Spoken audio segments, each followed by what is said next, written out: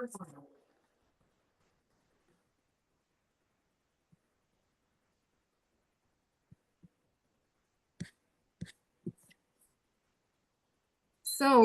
welcome everyone. Hello to everyone who's connected today. Good afternoon, everyone, and welcome to our AIMS International webinar, Leading for Prosperity, the Mindset Beyond Responsible Business. So, I'm just making sure that everyone can hear me and you're seeing correctly. Maybe just give a hands up. Yeah. Great. So it's a real pleasure for me to open today's session. And I know from the organizers that there are so many participants joining today from different parts of the world, which is really amazing. Thanks for being with us. My name is Cristina Favero. I'm a senior consultant in AIMS Italy, and I have the pleasure of leading our consumer global practice in AIMS International. And in this role, I work with colleagues from all over the world to connect our expertise, share best practices and insight, and we support global clients in an industry, which is the consumer one that never stands still. It's constantly evolving, and where we're seeing that leadership truly makes the difference in shaping sustainable growth. Just a few words about who we are as AIMS before we start our discussion today. AIMS International is a global organization. We are present in more than 50 countries, and we're more than 500 consultants across the world. We're specialized in executive search, talent management, and HR advisory. And we support organizations basically in identifying, developing, and retaining their leaders. I think that what sets us apart is really our ability to combine deep local knowledge with a truly international perspective. So we work side by side with clients that operate in different geographies and sectors, and collaboration among us internationally is really, really strong. And also, we strongly believe that leadership today cannot be separated from responsibility. So today's webinar is really high connected to this, and it's really part of our ongoing commitment to create moments of reflection and exchange on topics that are shaping the future of leadership and organizations today. So without further ado, I'm particularly pleased to introduce my colleague, Leonie Pentz. Leonie is the managing partner of AIMS in South Africa, and she's vice president of AIMS International. And with that, I will hand over to her to guide us through today's discussion and session, and to introduce also the speakers that are here with us today. So Leonie, over to you. Thank you. Thank you, Cristina. I really appreciate your on-point introduction. It gives me great pleasure really today to introduce our esteemed panelists. It's a much anticipated discussion. Each are experts in their respective fields with a rich tapestry of experience in business, human capital, and ESG. Our goal today would be to allow you to learn from their experiences with examples of what works and what does not when doing profitable business responsibly, and more specifically what it means with regards to leadership and the mindset behind responsible leadership. I'm briefly going to introduce our panelists. So Nicole Martens. Nicole leads the impact advisory practice at Krutham, where she advises banks, pension funds, and listed companies on ESG and sustainability strategy. Welcome, Nicole. Thank you very much. Then we have Giulio Natali. Giulio is Chief HR Officer at FATA, where he coordinates human resources, ensuring alignment with the company's strategy, which focuses on the people-first approach. Welcome, Giulio. Yeah, hello everybody. Welcome. And then Enrico Baldassarri is a global business leader, advisory board certified chair, and interim CEO of Energenic, a renewable energy and green logistics company based in South Africa. Welcome, Enrico. Hi, thank you. Hi to everyone. Right. So I know this looks a little bit like an Italian job today. It wasn't the plan. Each person here was really chosen on merit, not on how well they can cook the spaghetti, but it's a really, really pleasure to have all of you here. Just to the audience, please put your questions in the chat. There's a Q&A chat where you can put questions. We will do our best to get to those in the Q&A session at the end. Now, our clients tell us today that they have the following challenges. balancing governance, social and environmental goals with business growth, navigating ESG requirements in leadership and talent development, and finding concrete approaches for embedding ESG into business practices. I'm going to start with a question to Nicole. A little bit more about Nicole. Nicole is a development economist and environmental scientist with nearly 20 years of experience in sustainable finance and responsible investment. She has dedicated her career to leveraging capital for Africa's transition to more inclusive and sustainable economies. And she has held leadership roles across investment, advisory, and advocacy.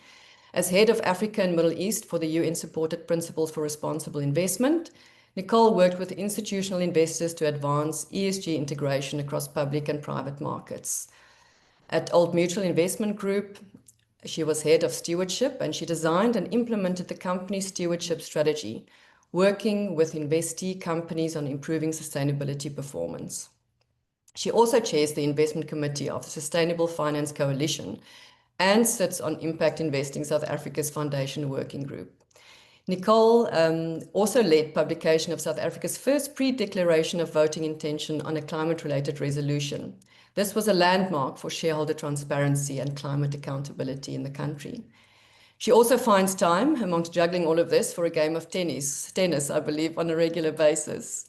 So Nicole, let's start with the question about how do we make sustainability strategy real?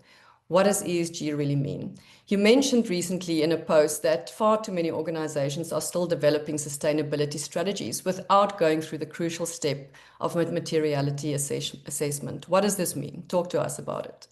Thanks, Leonie. I appreciate it. And thanks again for having me. It's great to be here and to talk all things sustainability and impact with this great panel. I think if we let's start at the beginning, right? When we talk about ESG or sustainability, I think what tends to confuse people is that it doesn't really mean the same thing for everybody. So you could use that same term in even this group, and we probably all have slightly different definitions of what it is.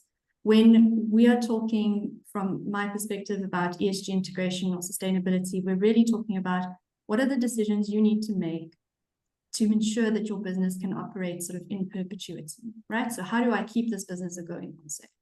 And that necessarily means these days that you have to think outside of what we would traditionally consider to be financially material factors, right? We're in a position now in the market where we know that those things that we would have traditionally considered to be non-financial, so your environmental, social, and governance characteristics, have got significant financial implications. So not just the risk that you face, but the opportunity that you could gain if you take these into account effectively. And that all starts with understanding what is material. So what we've seen in the last few years, I would say probably in the last 10 years, there was what I would call a youthful exuberance of sustainability and ESG, where it was in fashion, right? Paris Agreement happened. Everyone was falling over themselves to make commitments and to sign up to pledges. All of a sudden, it was very popular to be a sustainability professional. So the hiring went through the roof. Overnight, everyone on LinkedIn became an ESG expert. I think I'm seeing smiling there from Giulio, so I think you've seen it happen. And what we've realized in the time since is that it's really difficult actually to make these things real. It's really difficult to make it happen. And most of the time, it's not because these commitments were made out of malice or without the right intention. It's because we hadn't really thought about the practicalities involved. And so for me, to your point about that post, is that it's really about thinking about four things, right? The intersection of four things. The first thing is what impacts us? So in terms of environmental, social factors, governance factors, what impacts us? The second one is where do we have an impact? What is our impact on the world? That's really important to understand and increasingly important to report on and to sort of focus on. The other thing to think about is what are society's needs, right? So that's where things like the Sustainable Development Goals, I see your pin today, that's where that kind of thing comes in. What are the problems that we're collectively trying to solve? And the fourth thing, which I think has been neglected, is where is our circle of influence? So what do we actually have control over? Where those things intersect is where you find a real practical, ambitious but pragmatic sustainability strategy. I think where we fall short is when we focus on any one of those too much. So especially on society's needs, that's where you see strategies that's trying to address every single SDG without thinking feasibly about what is actually material for us, where can we actually have influence. But I can talk about this all day. So let me stop there for a second, just as maybe a scene setter. That's perfect. I love everything you say, Nicole. And I think in AIMS, we've actually gone through exactly that journey where I forget, I think it was in 2018 or 17, we were like, yes, we're going to start sustainability. We're going to do some stuff, and then we were like, oh my goodness, like, what does this even mean, and what does it mean for our business? So it really resonates what you're saying. I'd like to go to Giulio next. And Giulio Natali has over 20 years experience in human resources, in the human resources sector, with experience and responsibilities in both national and international contexts. And for the past 4 years, he has served as the Chief HR Officer at Fata. His primary motivation is to contribute to the company's growth through the development of its people. Now, this is really close to our heart, as you know, Giulio. People is our business. So I really love what you're saying. He also started writing, I believe, during 2020, and his new novel, forget the pronunciation, it's Sotto il Diluvio. Yes, correct. On the Perfect. shelf today. Perfect Italian speech. Thank you.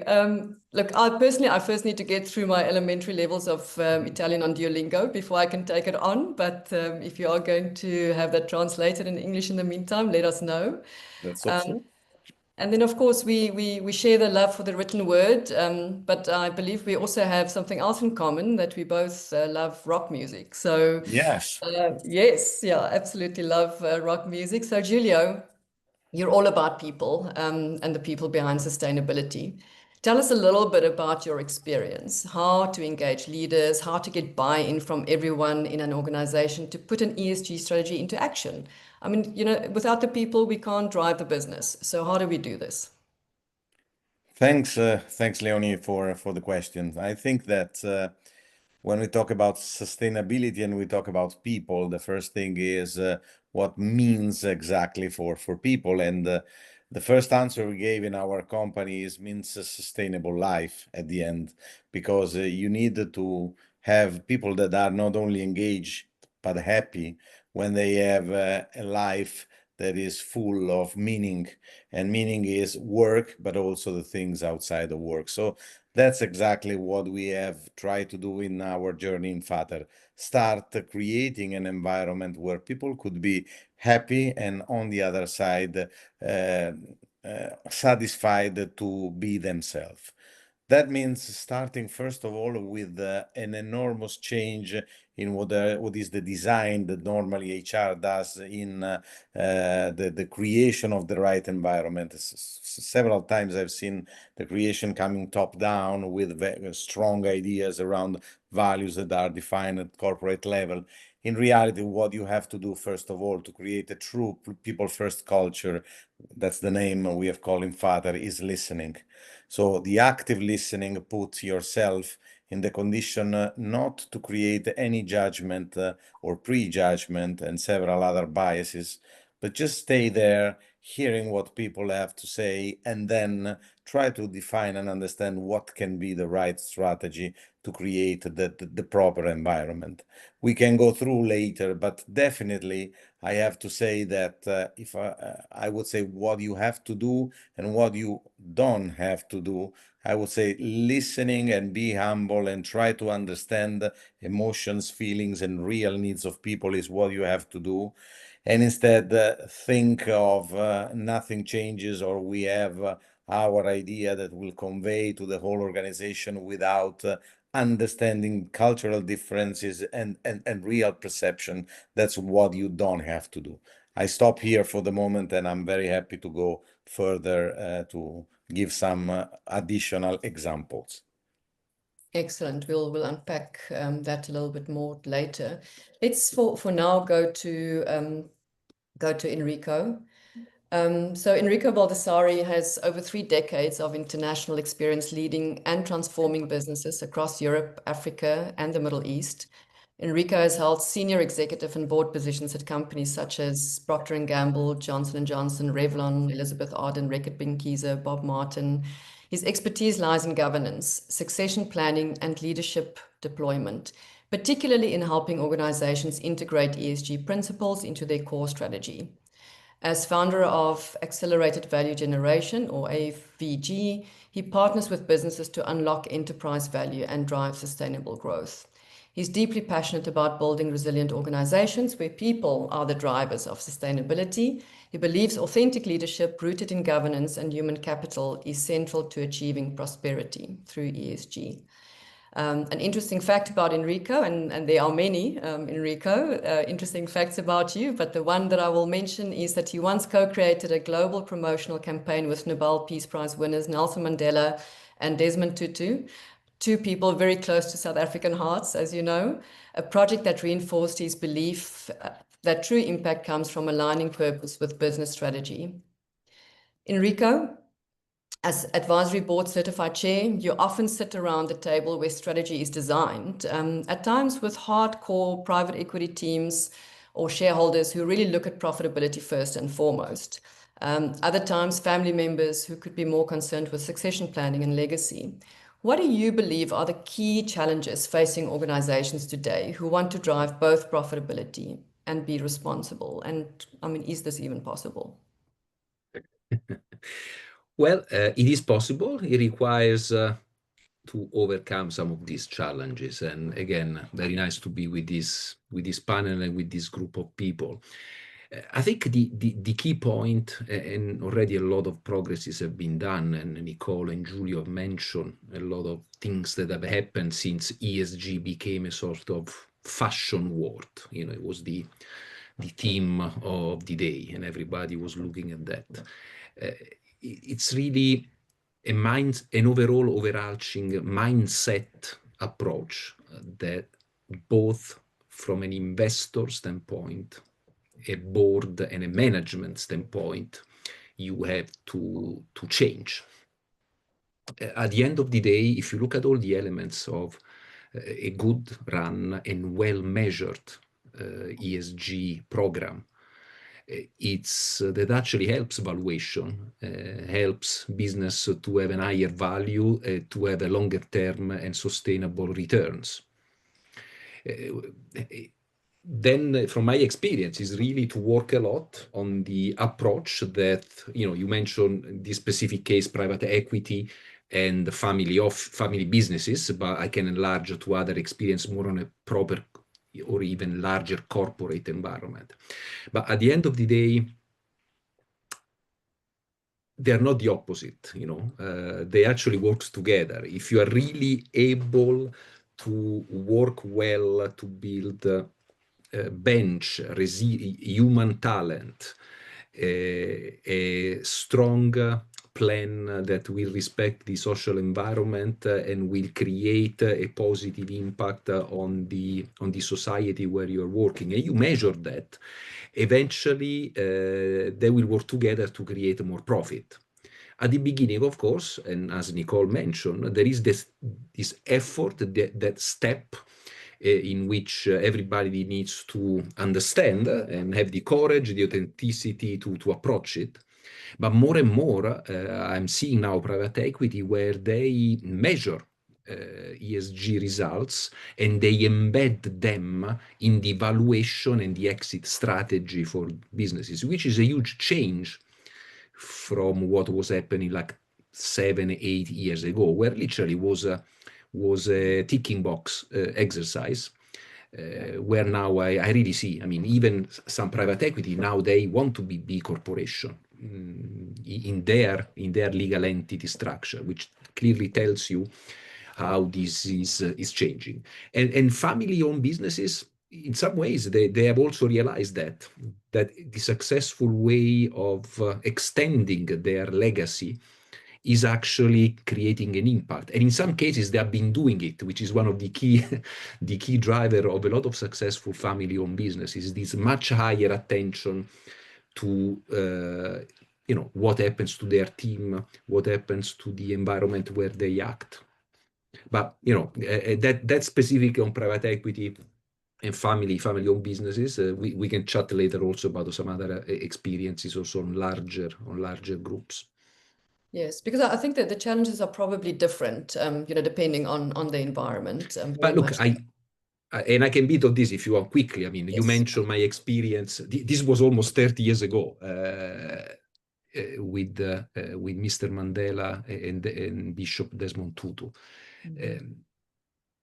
ESG wasn't not even a word by then, but basically we found, and I'm not going to mention the company, but we had a specific product acting in the healthcare sector, and the idea of sharing part of the performance and the profit generated by the sales created by a promotion done with the Nelson Mandela Foundation to build hospitals, because that was the agreement and the promotion, in remote area, at the end of the day achieved on a strategic standpoint the objective for the brand, but also a huge impact on an ESG standpoint, because we created job in building a small hospital in a remote area of South Africa. We had a positive impact on the local communities, which had a benefit also in terms of having an hospital, but also working there, creating an ecosystem. At the end of the day, it's really the mindset. But those elements have always been part of doing good business and sustainable long-term and profitable business. Yeah, absolutely. And because I think this raises the question, you know, if you're and for a lot of young people, to go a little bit off track, but, you know, when they look at possible employers,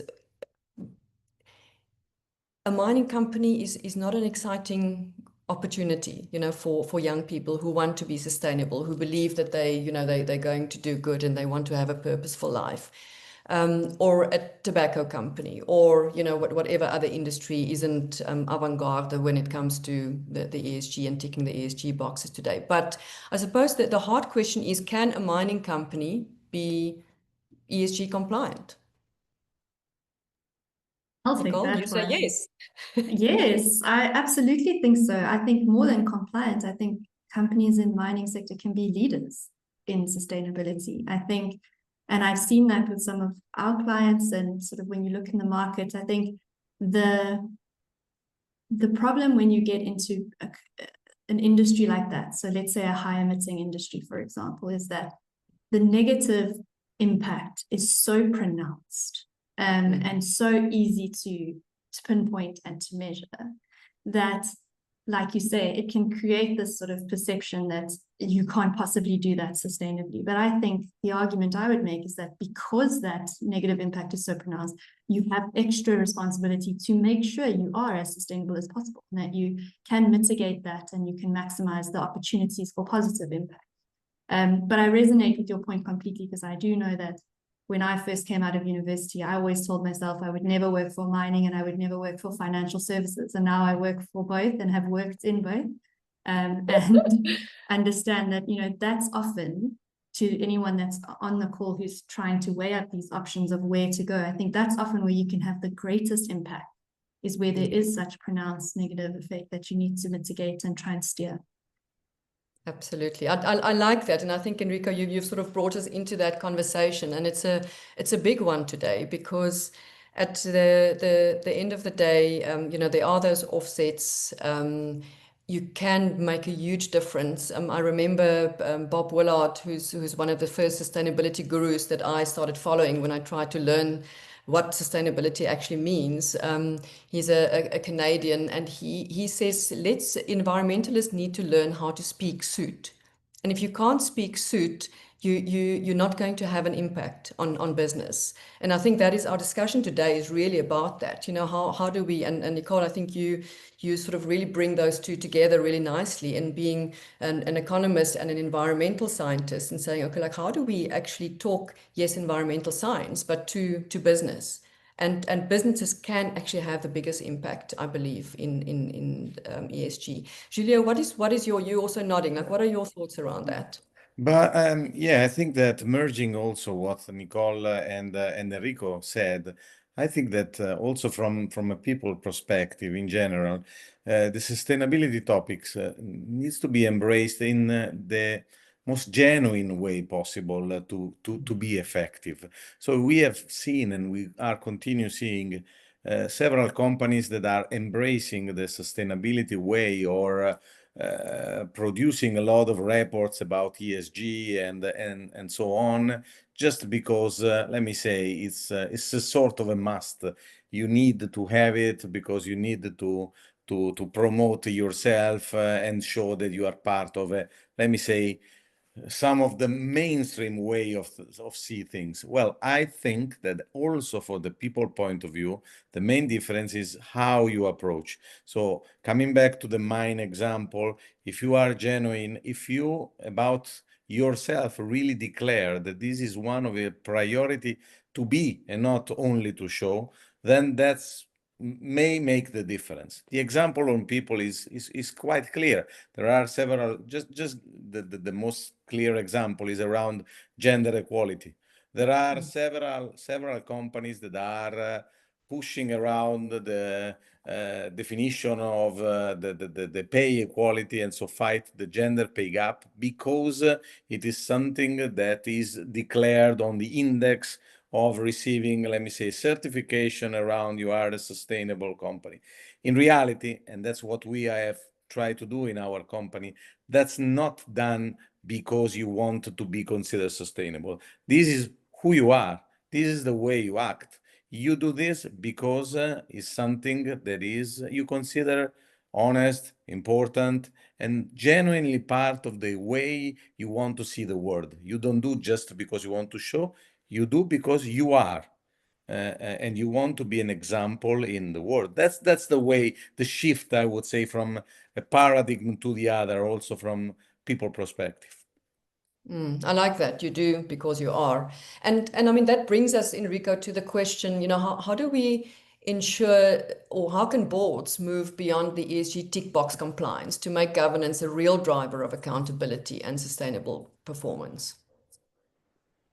I think beside and beyond the change in the approach is really linked to decision-making process. At the end of the day, the job of a board is to drive the strategy of a business, and specifically putting in place also a very strong discipline in measuring it with some clear outcome and KPIs expected.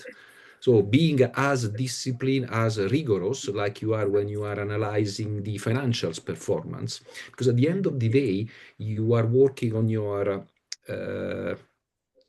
long-term, but even short-term succession planning setup. You are looking at risk management in the way in which you are dealing with your ESG strategy. So putting in place this rigor and this measure, this KPI, then you create accountability.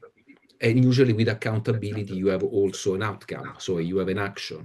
So that's what I've seen some of the most, let's say, advanced board are doing. Is this not just reporting exercise, but tool to make decisions with some clear objectives and measurement in place. And what are the most common obstacles that you've come across that companies face in translating these ESG commitments into those measurable outcomes that you're talking about? They are different. I think sometimes is also, the experience that there are people they have not used to this kind of way of doing things. So there is a sort of cultural change that I think we have touched based earlier on, and I can definitely say has changed a lot. But almost as everything, the key point is the tone from the top. If the senior leadership is aligned and involved, that will help a lot to drive the culture down.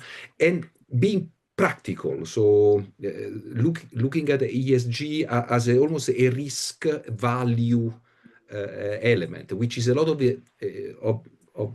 private equity are doing it. They're looking at ESG like a risk and value exercise because, good governance, climate exposure, human capital resilience, they're important. And if you do and measure them well, eventually you will have a good financial performance as well and a solid way forward for your business.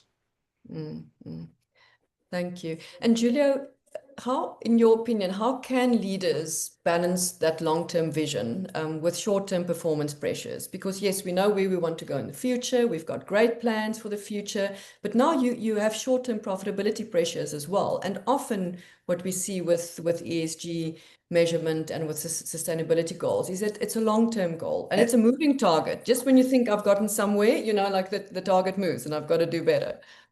Thank you for the question, Leonie. That's exactly what I was referring when I told you need to be and instead to show, because you need to work to create an environment that embeds the ESG mentality in your culture, so in your day activities, so that what you think is for someone just an aspiration for the future that again can fight against the transactional or day-to-day goals becomes instead something that you live concretely. So in an environment where you start listening people, you take care of their well-being, you ask yourself every day, is it people first or not what we are doing? That becomes the normality. Is not anymore a goal around ESG for 2030, 2035. And that can be moved also not only in people, emission or all the other aspects of the governance and so on. It's something that you should start using it in a culture that every day, every moment, ask the question, what are we doing? Is it in line or not with that? That will become normal. And then there will not be, in my opinion, or less, the differences between day goals and long-term aspiration.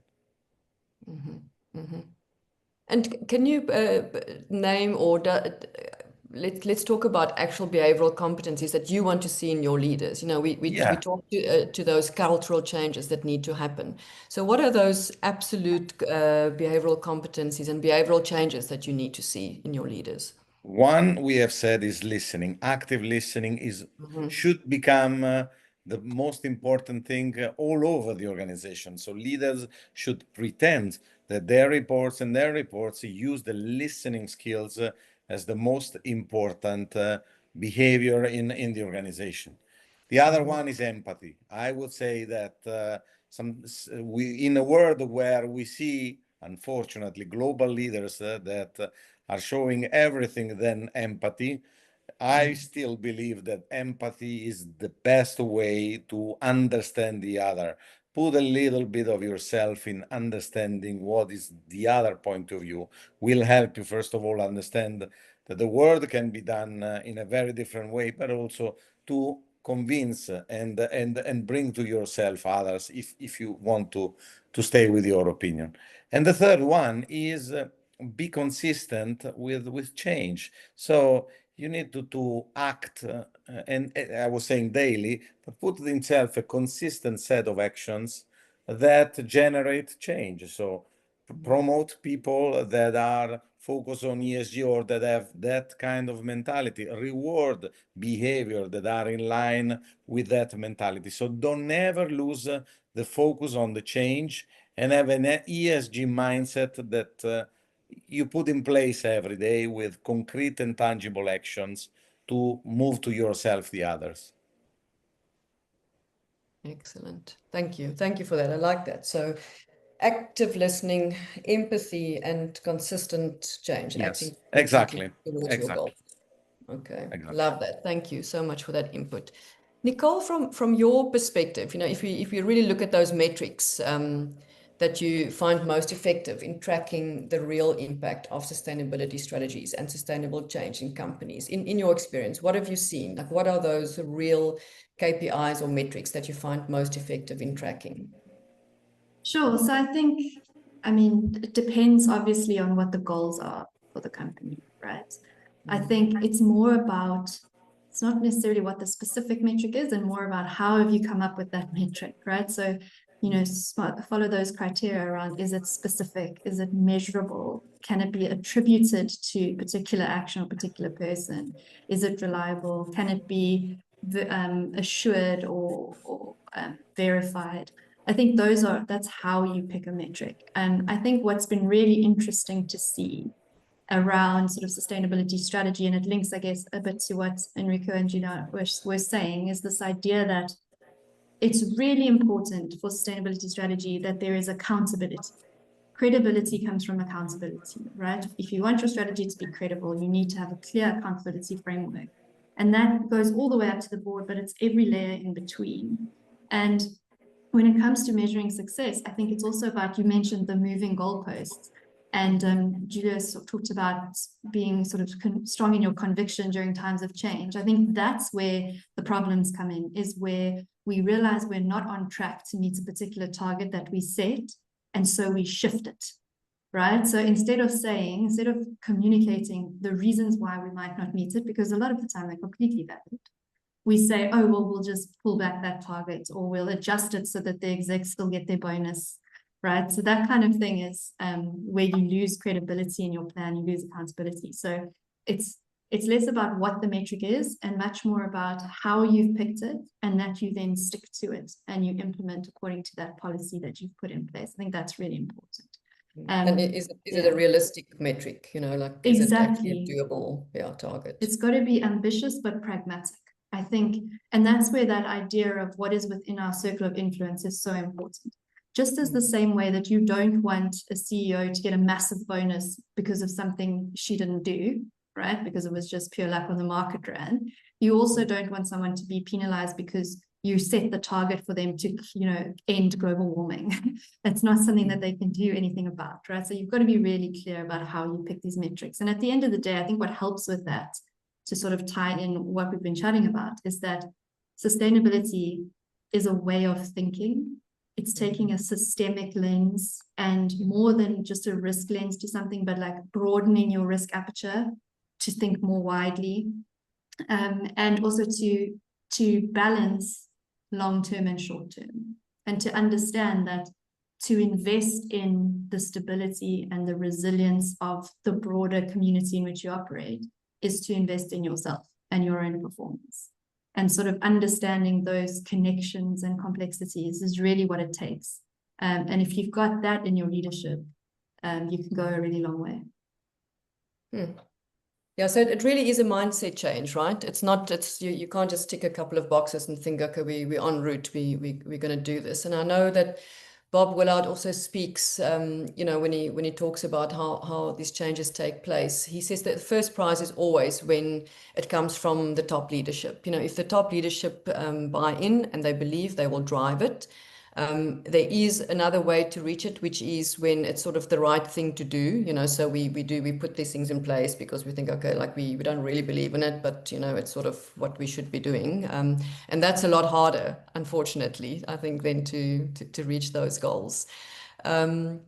Let's talk a little bit about the investor's perspective.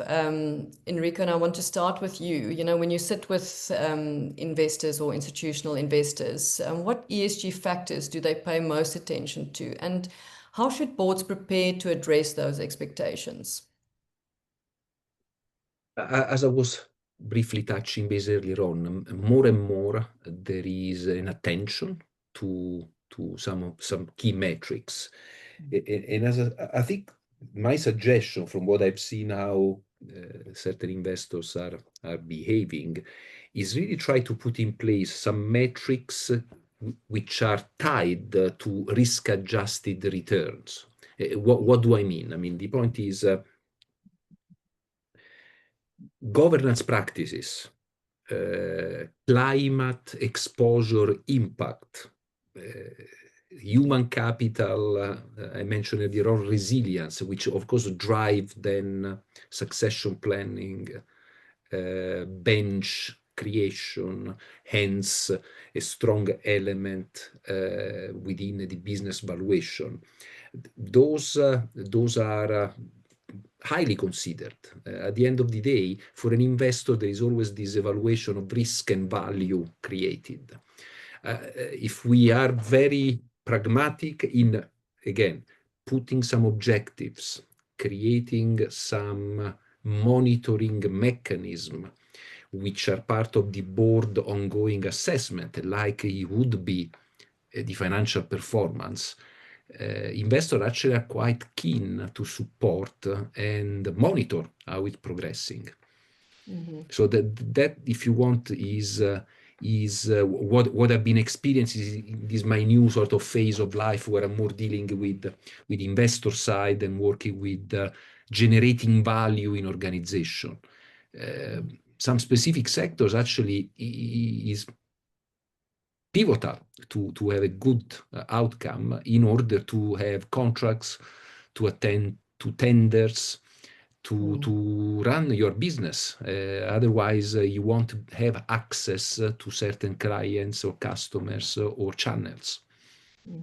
In terms of board attitude, as I said, there is a bit of cultural change, but I think we have hammered on this quite a lot. I would add probably have a bit of courage, to be open and innovative. At the end of the day, we always change, evolve, our environment, our markets where we play, they change. If we don't adapt with it, we may not survive. Yeah, absolutely. Nicole, your perspective on that? Do you have anything to add there? Yeah, I think just to build on that very last point about if we don't adapt, right? So that's the definition of a transition risk. I think the world is changing, the market is evolving, and companies that are not keeping up will not be here in the next few years. And as an investor, that's not what you want, right? And unless you are a day trader or in a hedge fund, like ideally when you invest, you want to be there for a long time. Like especially institutional investors, you think of like a pension fund, it wants to be sitting in that investment for 30 years if it can. And if you're the kind of business that's not thinking long term, you're not attractive to that kind of investor. And you become almost a target for predatory investors. So you get that capital in, but it's leaving quickly. So I think that's one of the things as well that I would add is like from an investor perspective, and they are increasingly putting pressure on the governance angle, right? Is that we talk about ESG. I think one of the greatest disservices we ever did for ourselves in this industry is to split it up like that, because that's not how they actually operate. They're all connected. But I genuinely believe that the G underpins the E and the S. If you've got the G right, you are equipped to handle any E or S issue. So that G is incredibly under pressure at the moment from investors, especially investors that are increasingly required to meet specific standards themselves through their investments, right? So they are making commitments to be responsible investors. They can only do that if they can show that the companies in which they invest are responsible. So there's that sort of trickle down of pressure that's coming through. So I think for investors, it's increasingly important, not because of any sort of values or morals or ethics driven argument, but purely because they see the risk of you not taking these things into account. Absolutely. Yeah, and there are new metrics coming into play in the EU, I believe, even with medium-sized and smaller companies that you need to now do ESG reporting. It is going to become compulsory to do this. So it's not only corporates and listed companies, etc., that need to go through this. So the world is changing, but as always, they had a saying. I remember my father had a saying to say that the more things change, the more they stay the same. So while the one side of the world is evolving, and really looking at becoming ESG and efficient, and the gender and the pay equality situation, then we have another side of the world where things are really in flux. And Giulio, you mentioned earlier, with regards to world leaders and the empathy aspects, there's always that sort of tension, isn't there? The more it goes towards the one side, the other side starts pushing in an opposite direction as well. And we are seeing this. And I think it is becoming really difficult for global organizations who might have, a head office in the US with a number of subsidiaries in the EU and perhaps some Asian or African businesses as well. It's like, how do we actually balance, the political and the environmental or the environment that we can't control, because those are the things that you were talking about earlier. Yeah. We need to adapt. Yeah, I think you are absolutely right. First of all, and I'll come back to what you just said. I think that coming back to what also Nicole said, Also, for a company like us, we are a joint venture that has got P&G as one of the two shareholders. Having a strong governance is also helping and boosting the social part of ESG. Our people first culture has got 6 pillars: listening, grow, include, inspire, well-being. But the sixth one, which underpins the other, is do the right thing. That means a very solid governance on as a backbone to create all the other aspects. Now, coming back to what you just said, I think that the company and the leaders of the company should decide one thing, that is the leading by principles. I think that in a world like you just said, where there is black and white, tension on one side and tension from the other, you just move from right and then there is someone else who bring you to the left. To be consistent as employer, you need to understand what are your set of values and principles you are not going to put in discussion. When you talk about employer as a good citizen, sometimes I hear about it, these kind of things. That means you need to have some principles, some moral, let me say, values that you are not going to compromise, whether you are in China, you are in US, you are in South Africa.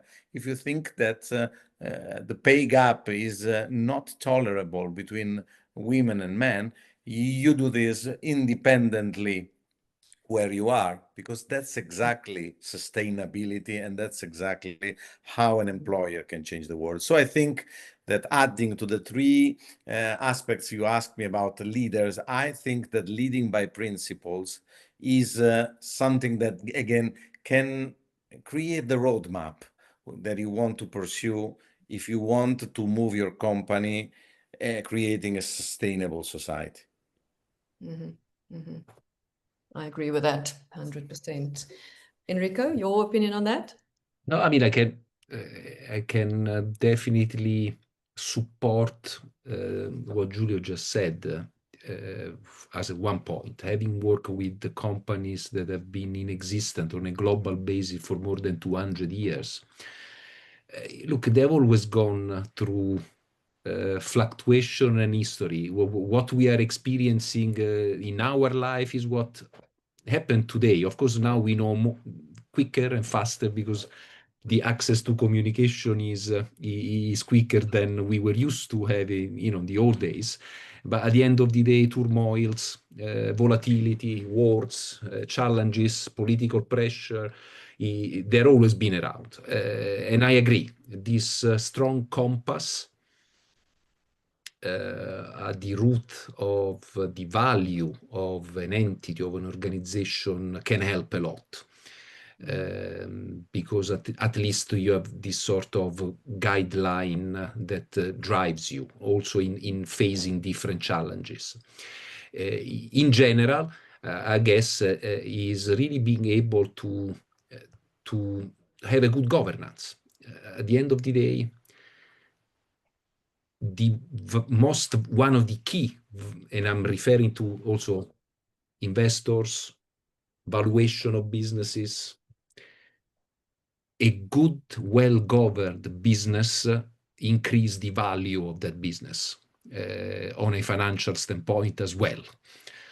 Hence, then we can call them ESG, we can call them in a separate way, is part of a good governance. And hence, we are actually working for a good business creation.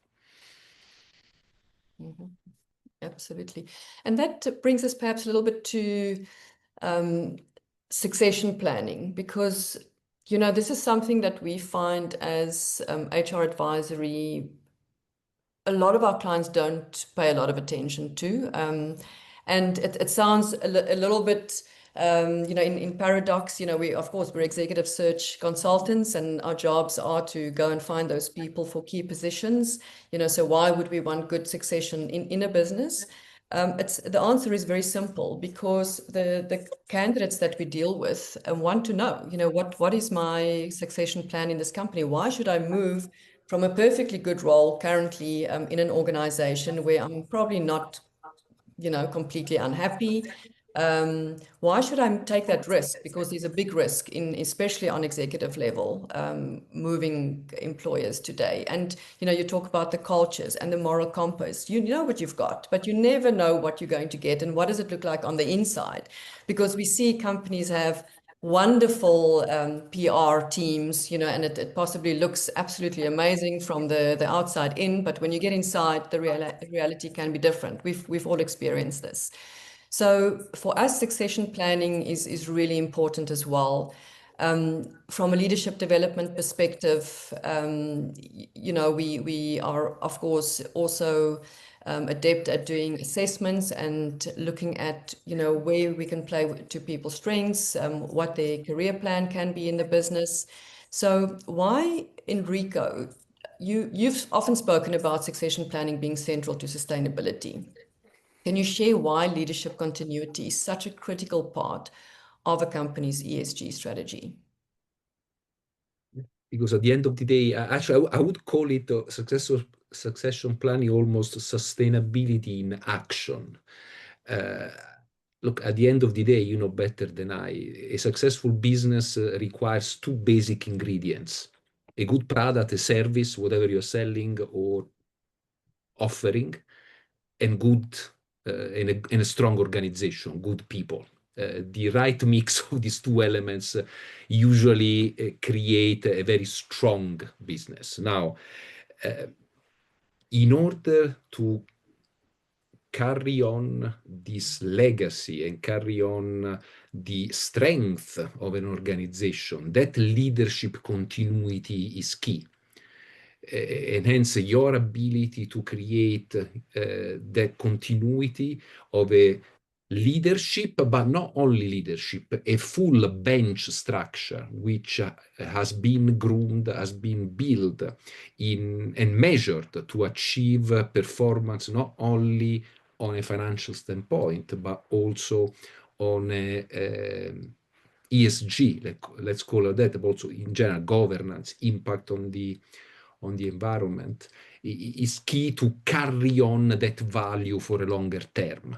So that's why I really believe is a key element for a continuity, and hence embed that into the evaluation of people, performance evaluation of organization, and so on. Mm-hmm. Mm-hmm. Giulio, you want to add to that? Yeah, just adding one point to what Enrico perfectly said. I think that again, the succession planning is a process, is an exercise, the way you want that when you do properly, it gives you also the opportunity to understand where are you going, because first of all, definitely is something that reassure investors about the long-term leadership perspective, but it also helps you understanding where are you going. If you do it properly inside the organization, you can understand and ask yourself, why am I missing someone here? Am I doing the right approach in terms of developing my people? What do I need to create a talent pipeline that internally can fulfill future needs? And eventually also, that's one of the reasons why AIMS is there, is also asking to some headhunters to support in creating this pipeline in time. I mean, I have been, but I am still in a company where you ask yourself, around leaders especially, what will happen after 2030 when a mandate of the GM or my mandate will probably expire. So let's think in time where we are and how we can create internally, or even looking outside, the successor to be ready in the right moment, so not to lose continuity. Then it may be coming internally, and so sharing already your own culture, and so be able to move on with the same approach. But if you are good enough to think in time, to recruit externally, you may even have a chance to get on board the right person and create space for him to embrace your culture and move on with the mentality. That's what I would add. Excellent. I like that. Nicole, your opinion on that? Yeah, I think I think it's all been said that succession planning is part of sustainability, and it sends a really strong signal if you've got long-term plans and you're making plans to have somebody take that over. So you're handing over a baton. We know that when companies get new leadership in, the first thing to go is the strategy that was set by your predecessor, right? So the first thing you do is you throw it out the water and you say, no, my plan is better. But if you've actually embedded succession into your sustainability strategy, you can make long-term goals. And the idea is to just sort of pass that over to someone. I think what would make it really effective, and this is just an out there thought that will probably never happen, but I'd love to see, is that for a CEO, you should get your bonus a few years after you've left the company, so that you really see what kind of legacy you've left. So set some targets so that you don't get a massive handshake when you leave, but when you've set something in motion that its longevity goes beyond you. That's sustainability for me. Wow.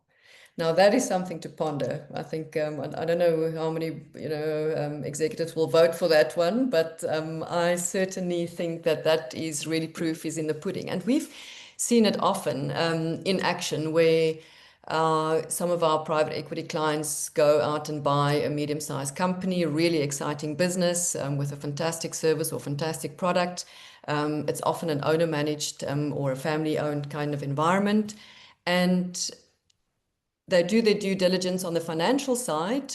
However, when it comes to the human capital side, the due diligence is often not, or it's done on a very sort of high level, not really in depth. And then once that owner manager is outside or have left the company, there's very little legacy left in that business, because we find that especially companies sort of up to 150 people, you find a very strong leader. If it's an owner as well, they often control all 150 people. They don't have structures and hierarchies in place.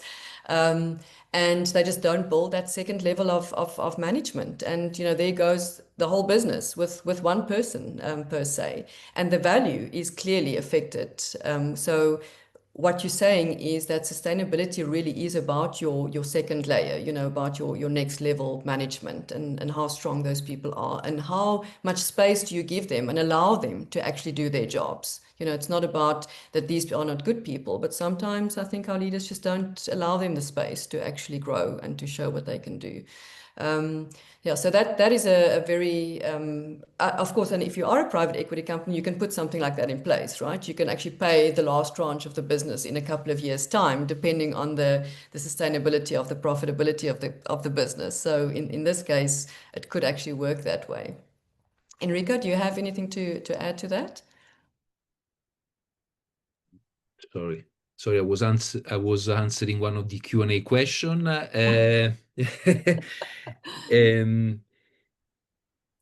Yes, I mean, I can agree in the sense that the long term, I think I almost repeat myself, but basically the ability to perform that is definitely going to build value.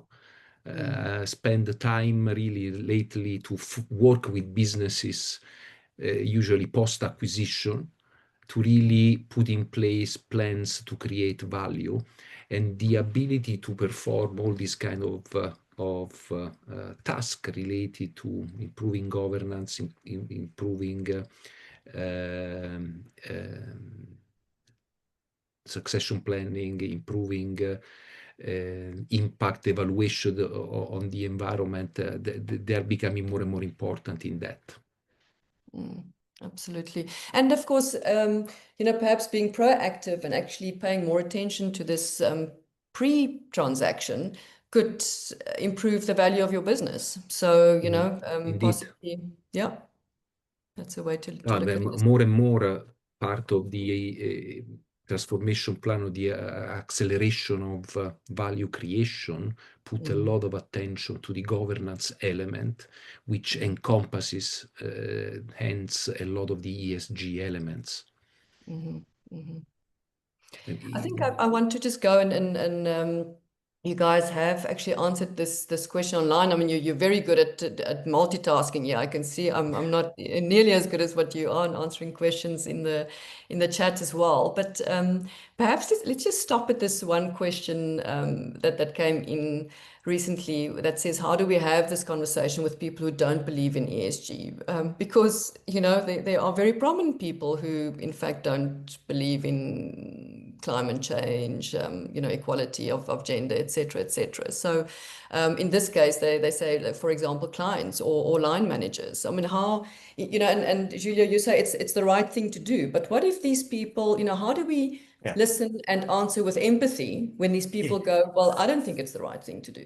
Yeah, again, that's the point. So if you talk about a company, so leaders should definitely work in creating on one side a culture that makes this something that is embedded within the organization, building an organization that has got ESG as core values, I would say. On the other side, the question was mostly related maybe so customers, suppliers, so someone where you don't have the influence or the leadership to create different cultures, then I think that here you should make a sort of switch in terms of perspective. So showing, however, Enrico before mentioned the value creation, what does it mean with tangible and concrete examples that are not fluffy, but really related to what money is, what the business is, what can generate a shift in terms of results, in terms of appeal to the market, in terms also of becoming a company that have a future in 2030 and so on society. So I would work really to concrete example. Some of them may even be, I'm just saying, I'm really very tactical, I understand, some KPI that can generate even value for the company on its own. So not only in terms of perception or value to the market, but also in terms of year-over-year results. So if you reduce some emission, you may probably be more effective and think of different ideas and not only generate less pollution. But I would go concretely. Those who don't believe and you don't have a sphere of influence that is not just giving example, I would go with examples that are very, very concrete and tangible. That's my suggestion. Okay. Would you say yes or no? I'm going to ask a little bit of a naughty question, but if your line managers don't believe in it, that you have the wrong line managers? Yes. I'm very, very open. If you discuss about leading by principle and you have some set of behaviors and attitude, is probably you don't have the right line managers. And so what you need to be as a leader is make change. Change management is done by a lot of actions. Some of them is recruiting or hiring or promoting and rewarding the right behaviors in line managers. It's like you have a line manager that doesn't believe in digitalization. How can you have a line manager that doesn't believe in digitalization? So that's exactly the same thing. Yes, it is concrete, and I think that's why often, you know, I mean, in you work in HR, so you share. Probably share this with us, where behavioral competencies are called soft skills. These are not soft skills. These are hard skills. No, these are hard skills. But I they're would hard. say these are leadership skills. Leadership skills are the skill you need to have from a leader. Then you may be soft, hard, and whatever, but these are something that you cannot do without. That's in my opinion. I'm hearing, I think, one word that really is reverberating for me around the room, and that is really culture. You know, and it brings to my mind the saying that you know, why that culture eats strategy for breakfast. You know, so you can have the best possible strategy, and you know, I've worked it out, and Nicole have spent, you know, like many hours and possibly a lot of money on this as well. But quite frankly, if the culture in your organization is not the right one, that strategy is not going to succeed. Would you agree with that? Oh yeah, 100%. 100%. I think the culture is really important, and it, to your point, I think it doesn't even have to be, I think it's good to have specific principles that we abide by. And even if that is, you know, so people will say, You don't want people to see sustainability with a compliance mindset. I think if you want to look at it with a compliance mindset, that's absolutely fine, as long as the levels of compliance, so the regulations are set at the right level. At the moment, they aren't. And so you have to go beyond compliance if you want to be truly sustainable. That's just the reality of it. But your culture is so very important. And I think one of the ways you can tell, and I'd be curious on other panelists' views on this, but in my career, one of the red flags for me has always been the reporting line for the sustainability function. So when it reports into marketing, it sends a very different signal to when it reports into risk or finance. So that tells you straight away the culture of that organization. So do they see sustainability as a good story to tell, or do they see it as embedded into the way that we do business?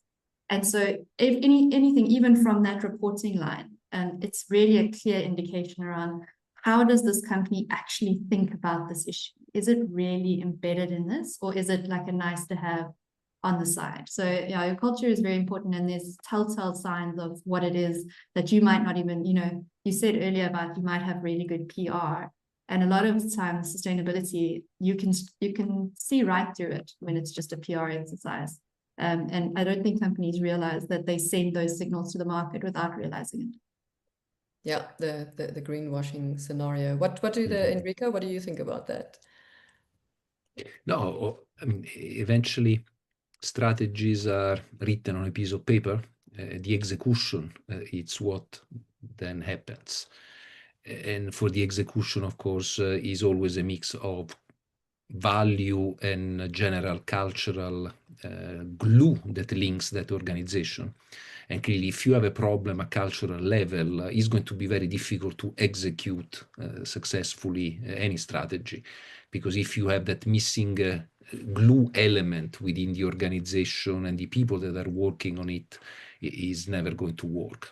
Which means, and I totally agree with Nicole, is also the level of importance from a structural and leadership standpoint where you position the activities related to governance. And I really see ESG as integral part of the governance process of the business, which means it goes up to board level, where of course you have the key decision maker of the strategy and with the CEO inside for the execution of those activities. So the reporting structure that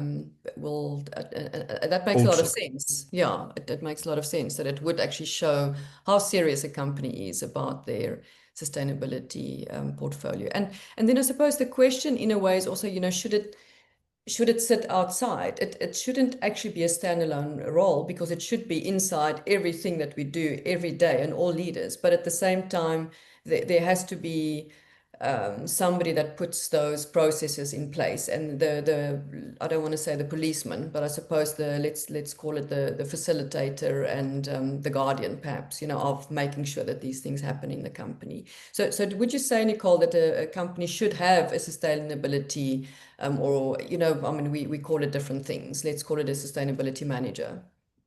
Yeah, I think it's important. There's lots of different ways you can resource sustainability in your organization, and it depends on your organization and the market in which you operate and a whole bunch of other factors. But I think from our research, the most effective model is going to be what I call a hub and spoke model. So you need a champion. You need someone who's ultimately accountable. You need someone that is working with like a strategic view, holistic strategic view. And then you need those skills embedded across the organization. So whether you have sustainability people in each team, or you've got someone who is responsible for sustainability for each unit, depending on how you're structured, how big your team is and the kind of resources, that's really important. I think what's also important to understand is that when we talk about ESG or sustainability, it's really easy to start talking about it as some sort of like monolithic thing, when actually it's a lot of different things. And so it might be the best strategy to have more sort of systemic thinkers and strategic functions internally, and then outsource deep technical expertise. So not everybody needs like a biochemical engineer on staff, right? But you do need people who think in the right way and can coordinate processes and can work with those kinds of technical expertise. And then other companies, it makes all the sense in the world for you to have like your geologist full-time because of the nature of the work you do.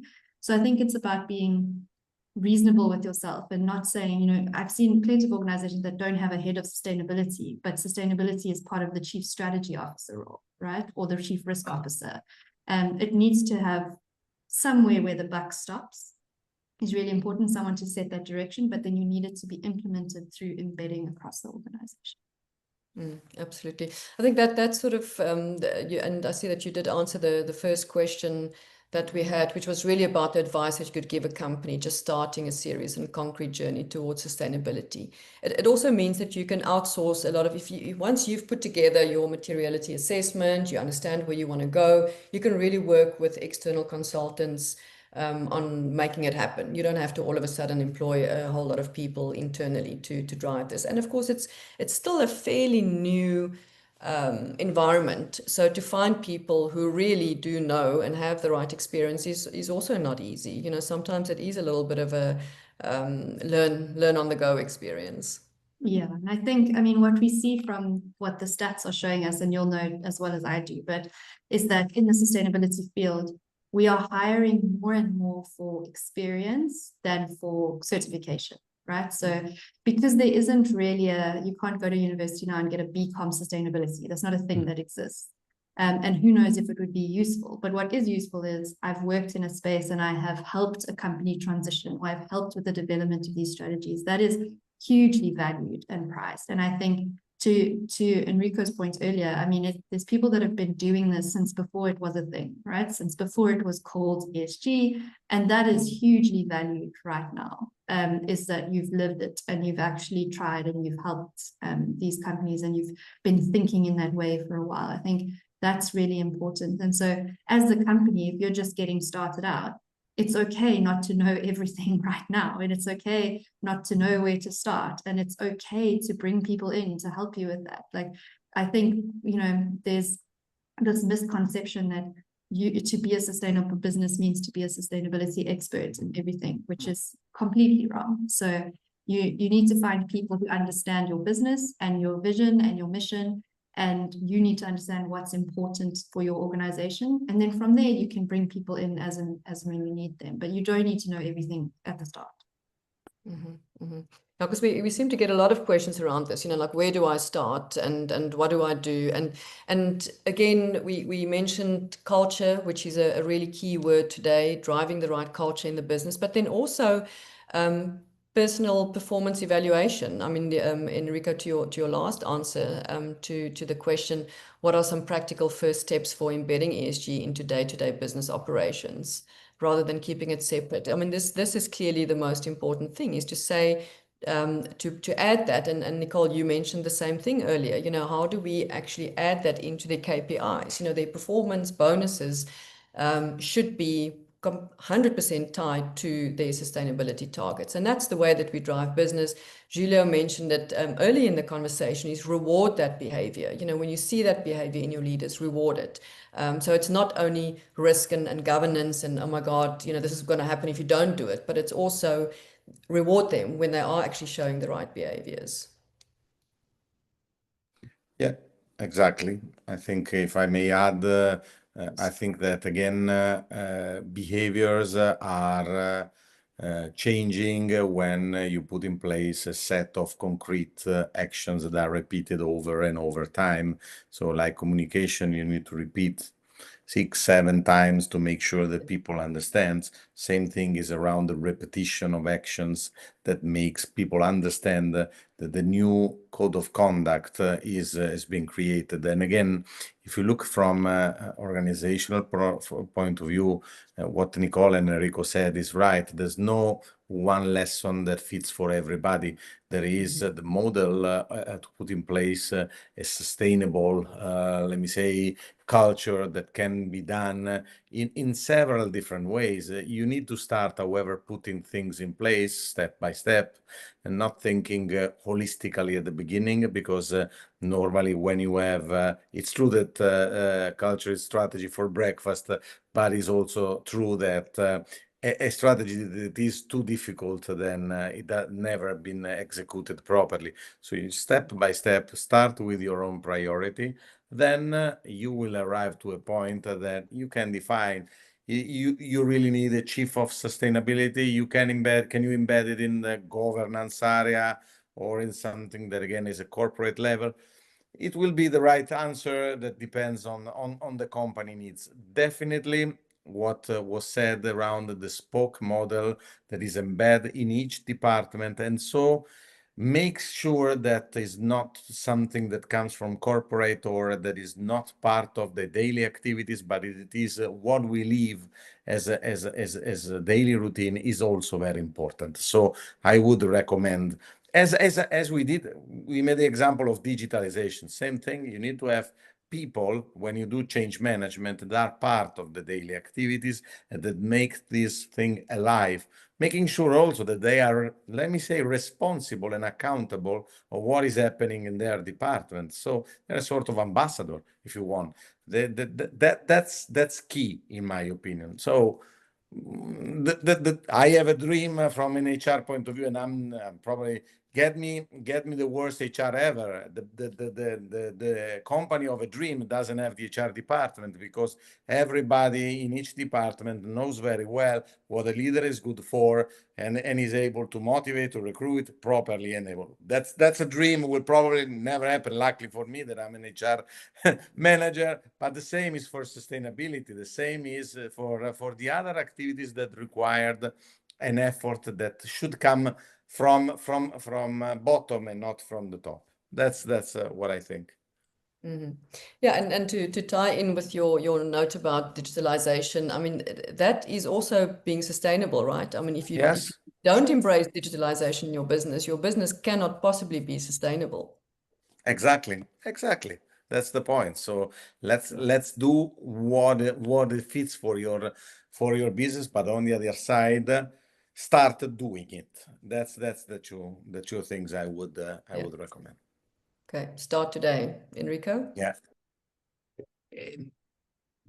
100% aligned. I have had in my career experience to be part of large transformations in terms of way of doing business, in way of engaging with customers, in doing deals, etc., because, you know, the way of trading has also changed. For example, a lot of practices that once were acceptable, as we progressed, they changed. They were not anymore acceptable, and hence there was a massive effort to change that culture. And exactly what Giulio said, a tone from the top, a widespread ramification of communication and repetition of the communication with links to performance measurement, and a constant loop of monitoring, assessing, adjusting as you go along.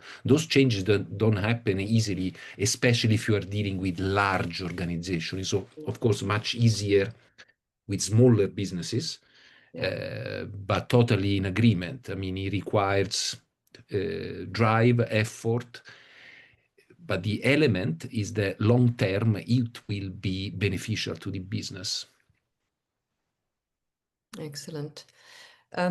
Just pointing towards one of the questions that we received, Nicole, I see that you've answered, which was, do you believe that companies today must lead beyond their own walls, extending their responsibility and management across the entire value chain? Now, this is a conversation, a whole conversation, I think, for another day, is sustainability around the supply chain, right? And I was speaking to a company recently, a consulting business. They started off in the compliance, legal and compliance side, and they are now working with big corporates who are looking at their supply chain, so actually their suppliers, so their primary supply chain, and they are saying, for us to be able to be compliant, of course, our suppliers should be compliant. And they are saying it's compulsory for them to now go through this assessment process to say, you know, to assess their compliance in terms of the ESG targets. And what they do that's quite innovative, I think, is they say, okay, we charge very little. And in fact, in some instances, the corporate will actually pay for that because they want the suppliers to now go through this process. And what they will do is they go a step further and they actually then work with them to become compliant. So they will look at where the gaps are, the development areas, and they will identify them and actually work with the suppliers to help them. And often the suppliers could be small businesses, right? So small or medium-sized enterprises.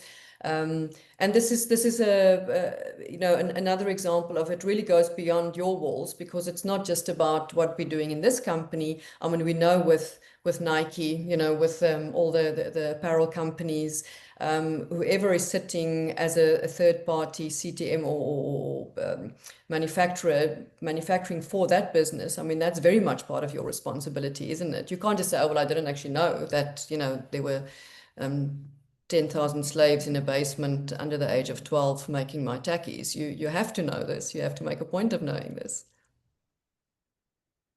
Yeah, and I think it goes even beyond your supply chain into like your broader value chain and the communities in which you work, right? So, I mean, we've seen that specifically in South Africa, is that you can have a really successful ACE business model and it can be completely turned around by a community unrest, by a riot, right? And so it's in your best interest, and I said in that comment, is that it's in your best interest to have a market and a community that is stable and resilient and sustainable. And so it's in your best interest to do what you can, what is appropriate, to create that environment for yourself, right? And I think as an investor too, when you look at your portfolio, right, you can't view those investments in isolation. They all operate within a particular market, within a particular community, and within these value chains. And it really makes a lot of sense for you. That's why I say when you do the materiality assessment, you've got to think about what is our impact, what impacts us, what does society need, and then what's in our circle of influence. And that's really where you focus. So I give you just a tangible example. We talked about mining earlier.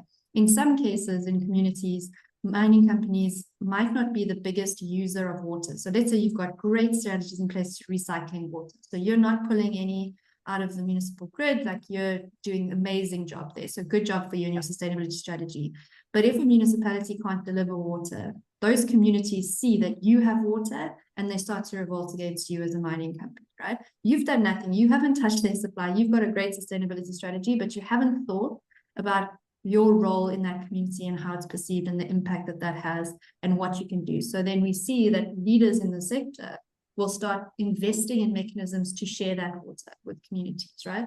Not because it makes you money right away, but because it builds that longevity of the relationship and that goodwill and that trust in those communities. And that makes sense for you too. So I think it's about, like I said earlier, thinking systemically and just broadening your mind a little bit and thinking it's beyond just me and just right now. You've got to think longer term. Mm-hmm. Yeah, absolutely. I like that. We are almost at the end of our session. That has gone so quickly. I think we have so much to think about. My head is reeling with all the things that I still need to know, and I think the things that we can still discuss beyond this these 90 minutes that we have spent already. I'm going to ask you each just to perhaps do a 2-minute in closing comments, and then what I will say, just for everybody listening, and thank you very much for listening. I hope that you found it impactful and interesting. We will also send a short follow-up and takeaway to everybody who has attended, also around the questions and answers. We have been, we had the people in the background taking notes. So we will do a little bit of a synopsis around this. And of course, if you do want to contact any of the people who were in the talk today, we will put you in contact with them. But yes, let's start, Giulio, with you. If you could give us your takeaways from today and just in closing. Well, I think that again, from today, we have all the confirmations around the fact that sustainability, you can say is a choice, but in reality is unavoidable. It's unavoidable for several reasons. First of all, because it's good for the investor, it's good for the long-term future of a company, but it's good, period. So citizens, and we want to have to lead through something that is better than today. So my takeaway of today is to do this in the proper way. You need to be genuine. You need to be deliberate.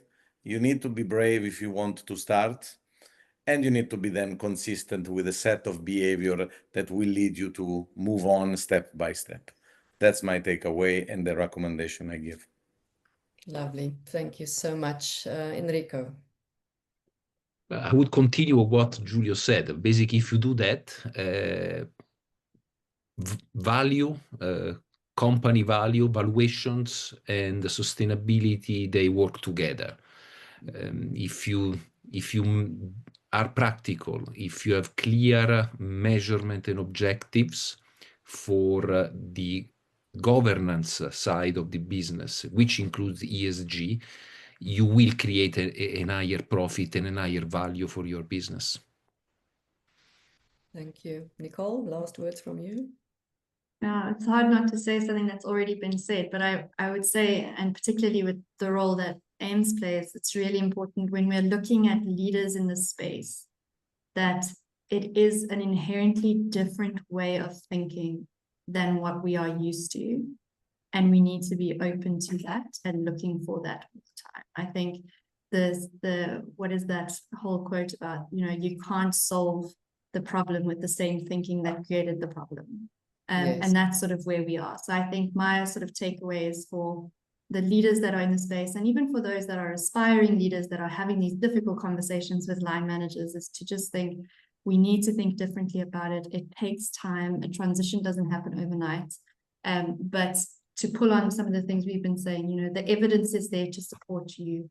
There isn't a trade-off between being sustainable and being a profitable business. And just keep having those conversations, showing that evidence, and stay strong in your conviction, and we'll get there. Absolutely. When we started our sustainability journey in AIMS, and like I said, we really had no clue. I mean, I had no clue what I was doing. I will be the first to admit that. Now I have a little bit of a clue, still not a lot, but learning every day. My very dear friend and our managing partner in Greece actually said, he started saying something, Evangelos Marneres, and he's reminded me over the years of this. And he said the biggest contribution that we can make as AIMS is placing leaders with a sustainability mindset in organizations. And this is something that we really take to heart and watch the space, because we're also busy creating an assessment that will specifically be only around, what does it look like to be a leader with a sustainability mindset? What does that sustainability mindset actually look like? How do we unpack those competencies so that we can actually have that as an absolute assessment that we can add in when we recruit, and also when we develop leaders, because you can develop behaviors, as we know, up to a point. So thank you very much. It has been an absolute pleasure. I've really enjoyed it. Enrico, Nicole, Giulio, it has been a fantastic 90 minutes, and I really hope we can do this again. Thank you so much for the Thank you. invite. Thank you very much. Thank you, everyone who joined. Cheers. Bye. Thank you.